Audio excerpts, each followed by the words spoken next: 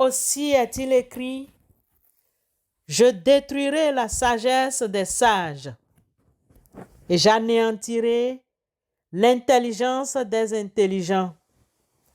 Où est le sage? Où est le scribe? Où est le disputeur de ce siècle? Dieu n'a-t-il pas convaincu de folie la sagesse du monde? Car, puisque le monde avec sa sagesse n'a point connu Dieu dans la sagesse de Dieu, il a plu à Dieu de sauver les croyants par la folie de la prédication. À travers ces versets 19 à 21 de la première lettre de Paul aux Corinthiens chapitre 1, que la sagesse du Seigneur soit avec vous tous. Amen.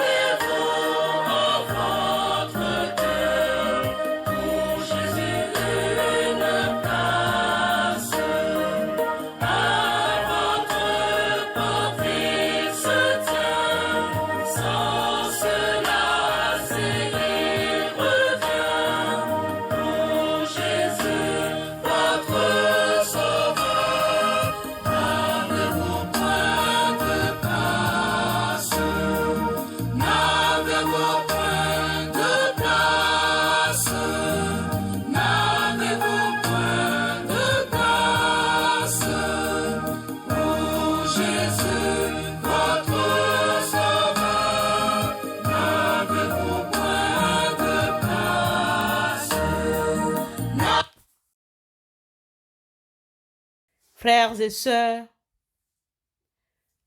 nous lisons les versets 4 et 5 de la lettre de Paul à Tite, chapitre 3.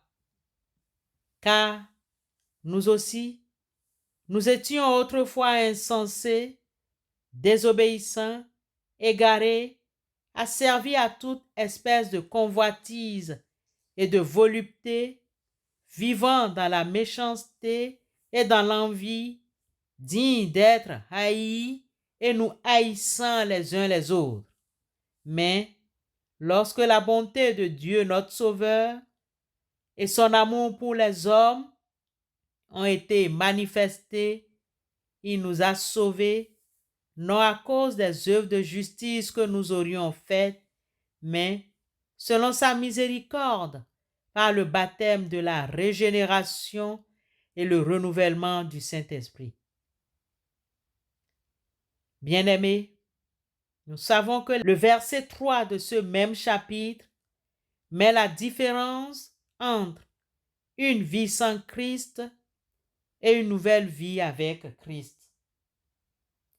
Avant de venir à la foi en Christ, nous étions insensés, désobéissants, égarés, asservis à toute espèce de convoitise et de volupté, vivant dans la méchanceté et dans l'envie, dignes d'être haïs et nous haïssant les uns les autres.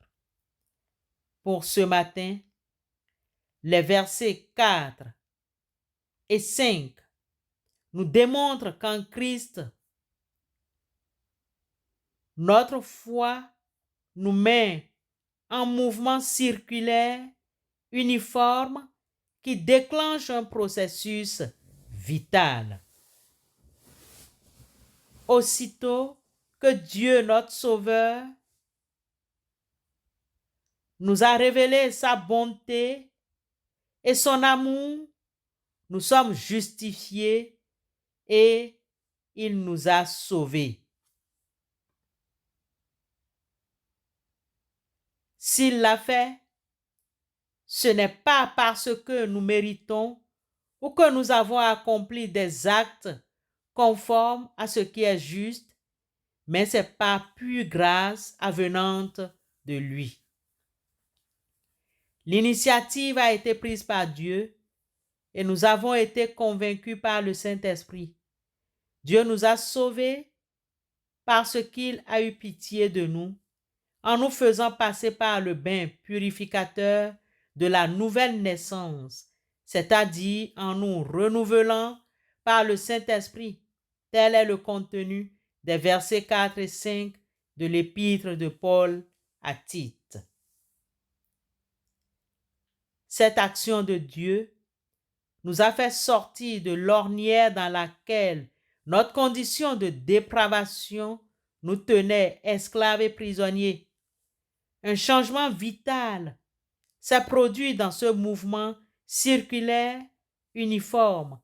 La chair, c'est-à-dire l'homme mortel, qui était précédemment l'acteur, a cédé sa place et son rôle à Dieu qui prend les choses en main afin de racheter sa créature coupable que nous étions. Paul explique ce changement à Timothée dans sa première lettre, chapitre 2, le verset 4. Dieu veut que tous les hommes soient sauvés et parviennent à la connaissance de la vérité.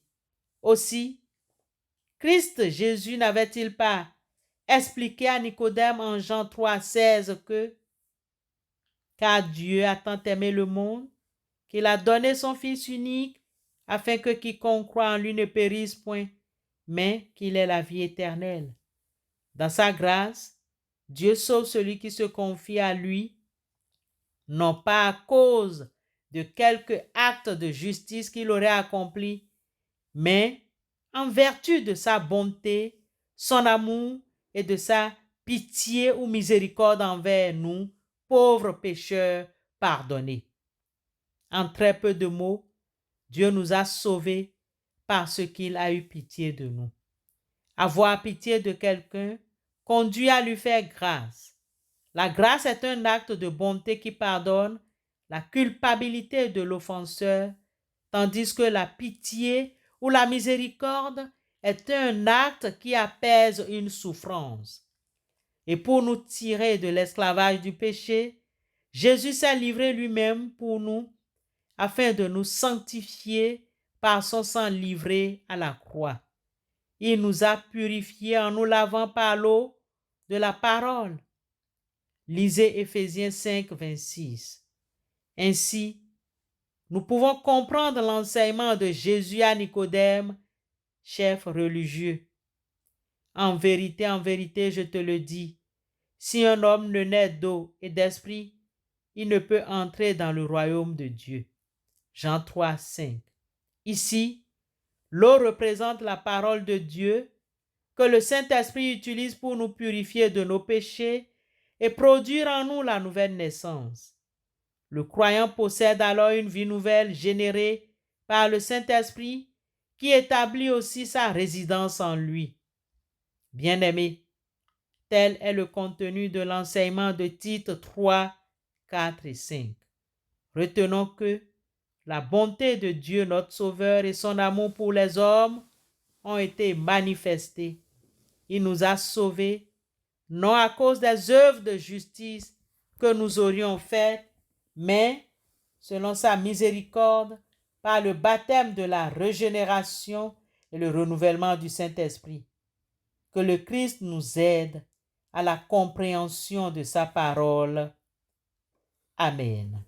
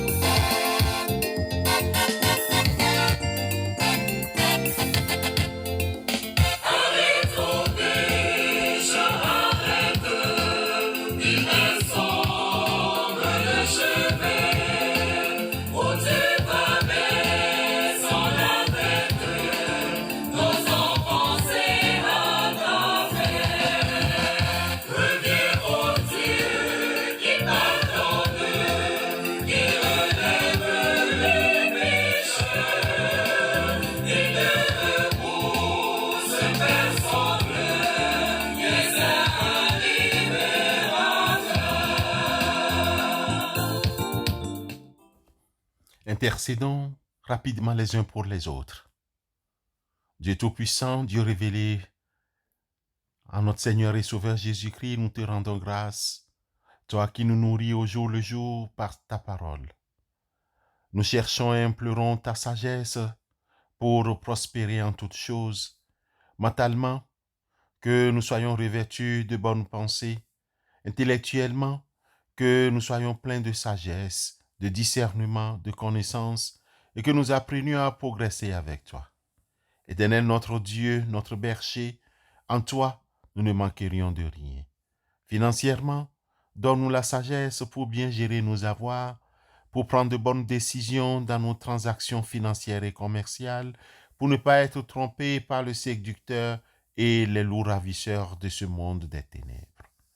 Seigneur, que ta parole ne nous laisse jamais tranquilles, qu'elle nous libère de nos égoïsmes et de notre indifférence, qu'elle continue à nous stimuler au bien pour que les mains qui sèment soient transformées.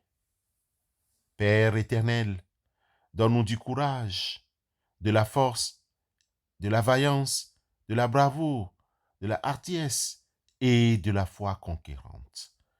Donne-nous force, onction, puissance, pourvoi du Saint-Esprit. Sois avec nous, que nous ayons ta communion constante, que ta présence ne nous quitte jamais. Au nom de Christ, notre Rédempteur éternel, notre Dieu, nous te prions. Amen.